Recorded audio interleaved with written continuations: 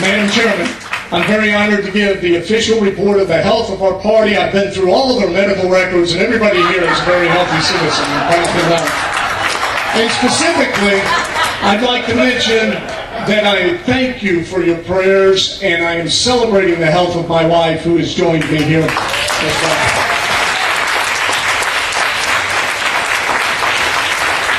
July 4th, 1776, the founders of our nation posted their convictions on lampposts in words that reflected truth.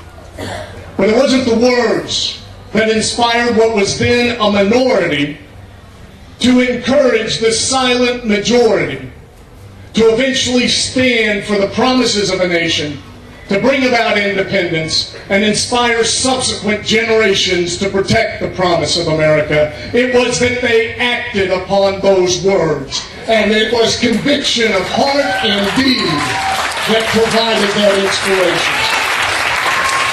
There are times in a person's life and times in the life of a people that test your soul. And some may see that as the occurrence of circumstance, but it truly is the march of truth, and it is how we respond to that truth that will define us as individuals and state who we are as a people. In July of 1776, our nation faced such a time. In the 1850s, of the bloody days of Kansas, our state faced such a time. I have in my home a painting that was painted for me by my sister-in-law and given to me when I was inaugurated Attorney General. It depicts our state. It shows the confluence of the Missouri and the Kaw. It shows the Native Americans, and it also shows the expansion of America. But the most significant image in that painting is an African-American former slave who has his hands in the dirt of Kansas breaking the bonds of slavery. And many of you may not know that our nation inspired the abolition of slavery, and people bled on our soil in that commitment. And at that time there were many who said, now is not the time. Now is not the time to speak. We must remain silent. We must, as there is that muddled definition of leadership, engage in self-preservation, preservation of title, cultural esteem, rather than fighting for truth. But there were those who would not listen because they know the conviction of their heart, and they know there's no greater gift granted to us but that we have the authority to stand in truth for what we know is right. And they stood. And they still inspire the nation, and they absolved slavery from the borders of this nation. That after, and this is what many Kansans are not taught, after the end of the Civil War, those freed slaves walked hundreds and thousands of miles, many without shoes, so they could touch. They called themselves the Exodusters after the book of Exodus, so they could touch the soil of Kansas, the place where people bled to bring forth a new hope. And now people come to our state for a very different reason.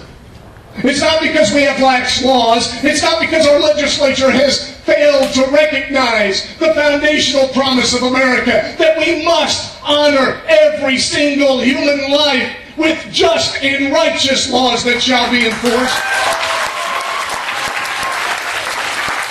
It is because there are those who have the authority and duty to do so who have chosen the muddled definition of leadership of self-preservation and chosen to look the other way in the face of obvious evidence of criminality. I am sorry I cannot unite my oath of office to enforce the law with those who desire to ignore the law and not act upon the law. My campaign is not about unity, except for this. It is about the unity of truth that can inspire the hearts of a great people and a great nation to rise up again. You know my record. I've overseen over 60 homicide prosecutions. I've personally prosecuted murder and convicted them. My office, the conviction rate is up over 70% this year. I've managed the Kansas Bureau of Investigation, the AG's office. I have a record that will never be reported to you by the Kansas City Star. because they are in league with those who oppose us. But you know the truth. And now, my opponent, who claims not to be political, is asking you to do the most political thing imaginable. Toss away the gift of the truth on your heart and the gift of the right to vote and express that truth in the ballot box for a political calculation.